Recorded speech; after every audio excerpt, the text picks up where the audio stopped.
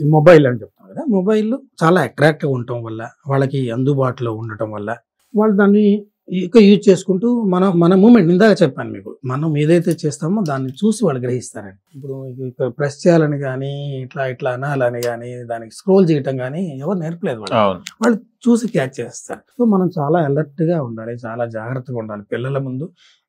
ప్రతి పని నేను ప్రతి మూమెంట్ అని చెప్తున్నాను, మీరు పర్టికులర్గా అర్థం చేసుకోండి. ప్రతి మూమెంట్ కూడా వాళ్ళ ముందు చేసేది మీరు చాలా జాగ్రత్తగా ఉండాలి, దీన్ని అబ్జర్వ్ చేస్తారు. అలాగే ఇప్పుడు టీవీలు కానీ, ఇప్పుడు మన టెక్నాలజీ కూడా మారుతుంది. ఇంతకుముందు టీవీ చూస్తుంటే టీవీ చూడదురా కళ్ళు పాడైపోతాయి ఎంత దూరం అనుకో. ఇవాళ రోజున ఎట్లాంటి పరిస్థితి వచ్చిందంటే ఈవెన్ మన కరోనా తర్వాత మనమే మొబైల్ ఇచ్చేసి పిల్లల్ని క్లాసెస్ గురించి వాళ్ళకి కట్టు వేసి కూర్చోబెట్టి ఇవాళ రోజున బయటికి వెళ్తాంరా అంటే వద్దు నువ్వు క్లాస్ అటెండ్ అవ్వు మొబైల్లో చూసుకోమని చేసి పరిస్థితి వచ్చేసింది.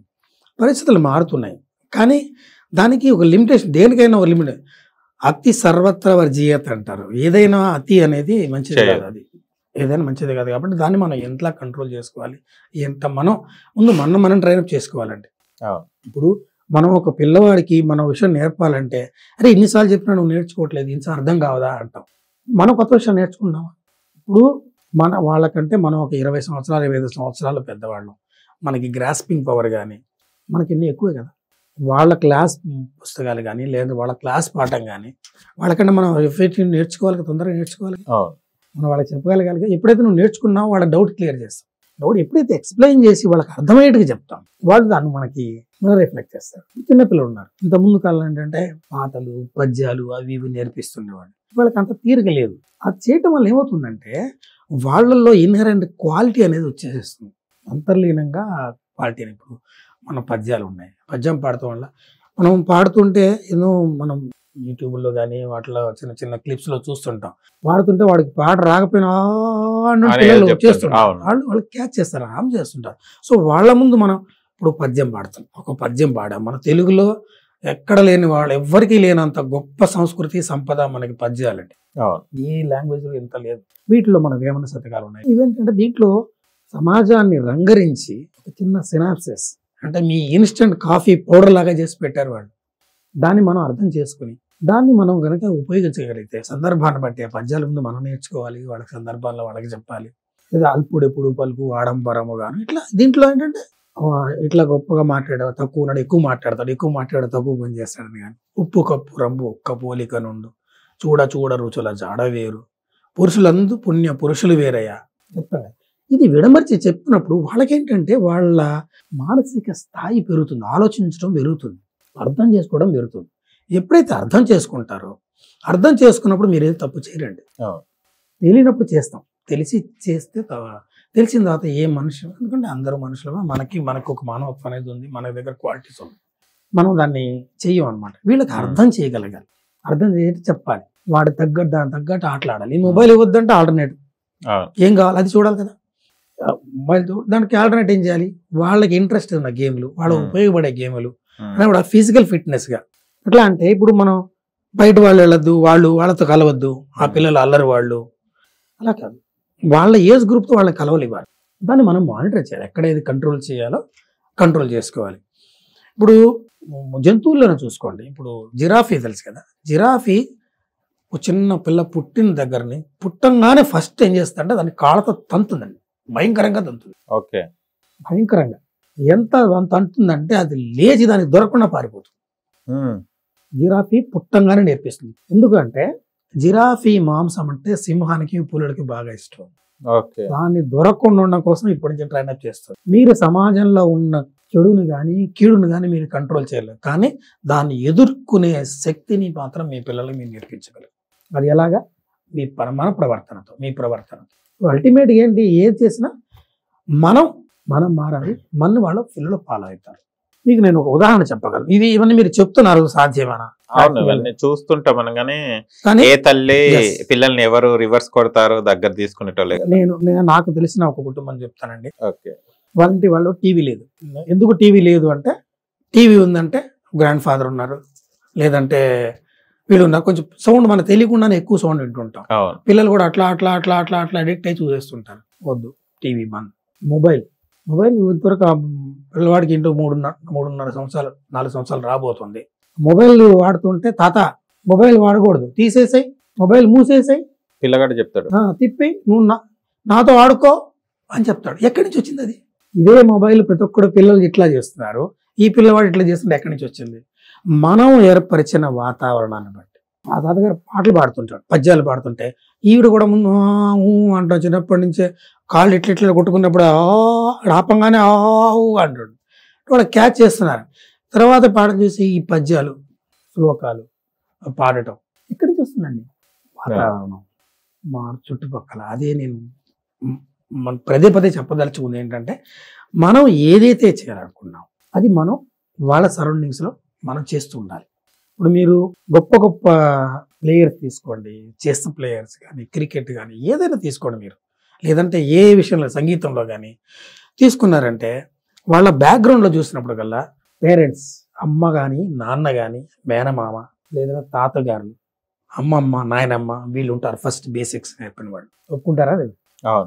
ఎందుకంటే వీళ్ళు బేసిక్ నేర్పుతారు, తర్వాత ప్రొఫెషనల్ కోచింగ్కి వెళ్తారు. వాళ్ళ దాంట్లో ఉన్న చూపించిన ఇంట్రెస్ట్ని బట్టి వాళ్ళ దేంట్లో ఎదుగుతున్నారు. ఇప్పుడు మనం అన్ని వాళ్ళకి అందుబాటులో పెడతాం.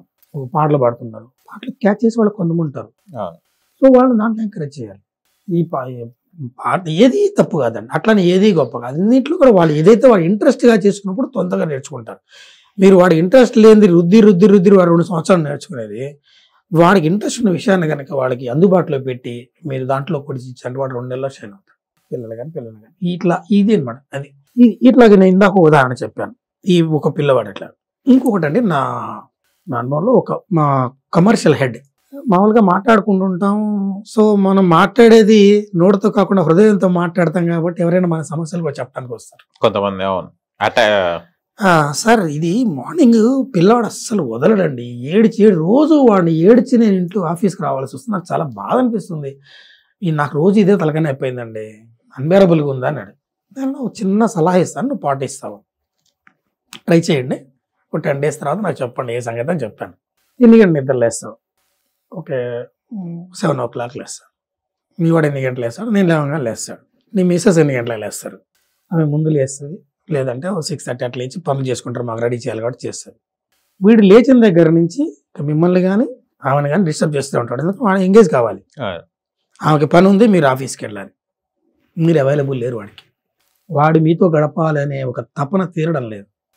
ఓకే, మీరు రేపటి నుంచే స్టార్ట్ చేయండి, 6 గంటలకు లేవండి, పిల్లల్ని తీసుకుని బయటకు వెళ్ళిపోండి, గ్రౌండ్ దగ్గరలో ఉంది, లేదంటే ఏదో జస్ట్ బయట తీసుకుని వాకింగ్కి వెళ్ళండి. వాడికి వెళ్ళినప్పుడు ఏమవుతుందంటే మీకు వేరే ప్రపంచం అవైలబిలిటీ లేదు, వాడికి వేరే ప్రపంచం అవైలబిలిటీ లేదు, మీకు వాడికి మీరు, లేదా పాపకు మీరు, మీకు పాప మాట్లాడుతుంటారు, వాడిని అడిగిన దానికి క్వశ్చన్కి సమాధానం చెప్తుంటారు, వాళ్ళలో ఉన్న జిజ్ఞాస అంటే వాళ్ళ ఆలోచన విధానం ఏంటి, వాళ్ళకి ఏం డౌట్లు వస్తున్నాయి, వాళ్ళకి చక్కగా మీరు ఎక్స్ప్లెయిన్ చేస్తున్నప్పుడు మీ మీద వాళ్ళకి ఇంకా ప్రేమ పెరుగుతుంది, గౌరవం పెరిగిపోతుంది, వాళ్ళ సమస్యలను మీరు సాల్వ్ చేస్తున్నారు, మీకు అటాచ్మెంట్ పెరుగుతుంది, వాళ్ళు మీతో గడపాలి అనుకునే ఒక తృష్ణ తగ్గిపోతుంది, వాళ్ళకి సాటిస్ఫై అవుతుంది అన్నమాట, ఫుల్ఫిల్ అవుతుంది. ఫుల్ఫిల్ అయినప్పుడు ఆటోమేటిక్గా వాడు దాన్ని మీకు చేస్తారు. మీరు బహుశా ఇది ట్రై చేసి వర్కౌట్ వచ్చి చూడమన్నానండి. విత్-ఇన్ 4 days వచ్చాడు నా దగ్గర. అతను ఆఫీస్కి వచ్చేసాడు, సార్ నేను స్పెషల్గా కన్వే చేయడానికి వచ్చాను, మా వాడు చక్కగా నాకు టాటా చేసి పంపిస్తున్నాడు అని. 4 days ఎట్లా వచ్చింది, ఎక్కడి నుంచి వచ్చింది అంటే ఏంటంటే వాళ్ళకి పిల్లలకి అమ్మా నాన్న అండి ప్రపంచం.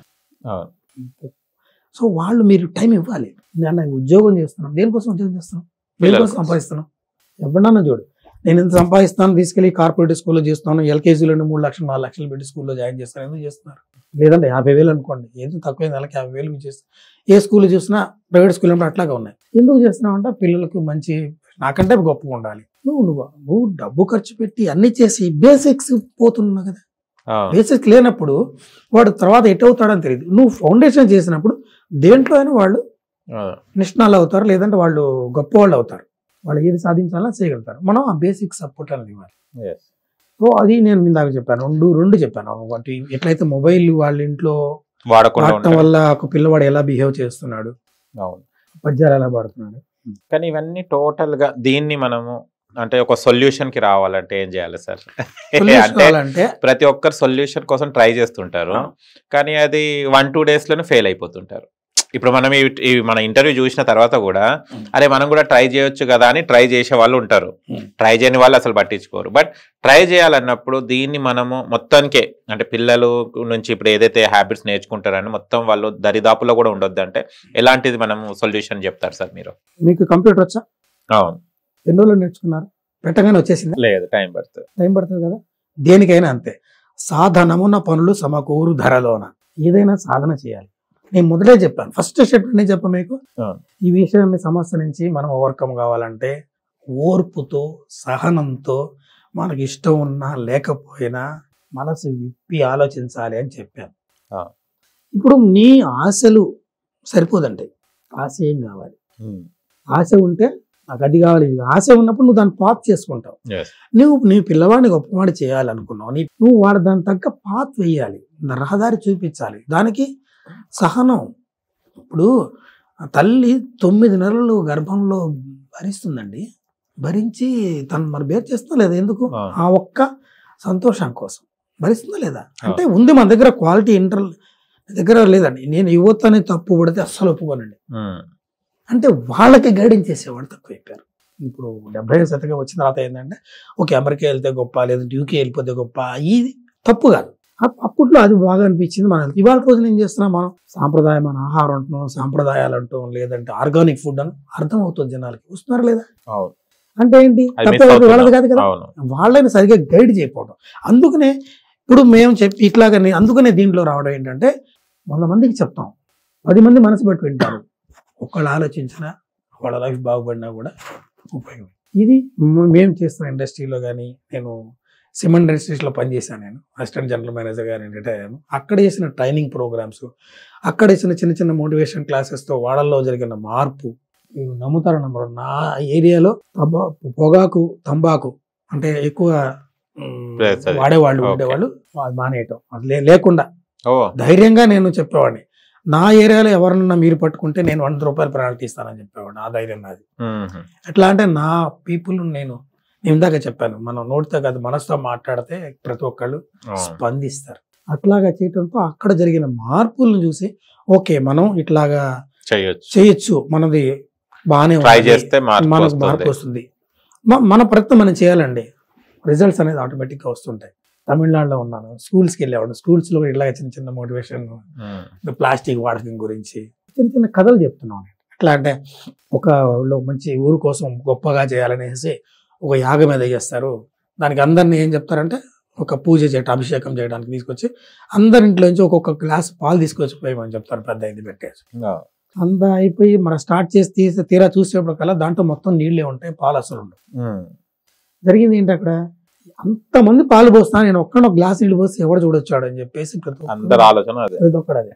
సో అందరు వద్దు, నువ్వు పాలు పోయి, అందరు ప్లాస్టిక్ వాడతారు, వద్దు నువ్వు వాడద్దు, సంచి లేకుండా షాప్కి వెళ్ళొద్దు.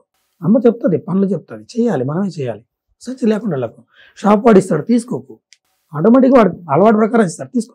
ముందు మీరు మార్చు, మీ ఊరు బాగుపడుతుంది, మీ స్కూల్ ఏరియా బాగుంటుంది, ప్లాస్టిక్ లేదు బాగుంటుంది, మీ ఊరు బాగుపడుతుంది, మీరు బాగుంటారు, ఫ్యూచర్ అంతా మీదే. ఇలా చెప్పడం వల్ల మార్పు కాదండి నాకు కావాల్సింది, ఆలోచన. ఎప్పుడైతే ఇగ్నిషన్, ఒక స్పార్క్, ఒక రవ్వ వెలుగుతుందో, గ్యాస్ లైటర్ ఎంత చిన్న స్పార్క్, తర్వాత మండుతుందా? గడ్డి మాలో ఒక అగ్గిపుల్ల చాలు మండుతుందా? ఆ ఇగ్నిషన్ అనేది, ఆలోచన అనేది వచ్చినప్పుడు, నేను ఇందాక చెప్పాను, యువత చాలా మంచి మంచి మార్పులు వస్తున్నాయి. ఎప్పుడైతే వీళ్ళు వినేసి వాళ్ళకు ఒక గైడెన్స్ అనేది చిన్న చిన్న పాయింట్లు వస్తాయో, డెఫినెట్గా వాళ్ళు ఒక మంచి పౌరులుగా వాళ్ళు పెరుగుతారు, వాళ్ళ పిల్లల్ని పెంచగలుగుతారు. అందుకని నేను నా ఈ ప్రయత్నం. సూపర్ అండి, చాలా విషయాలు తెలుసుకున్నాను.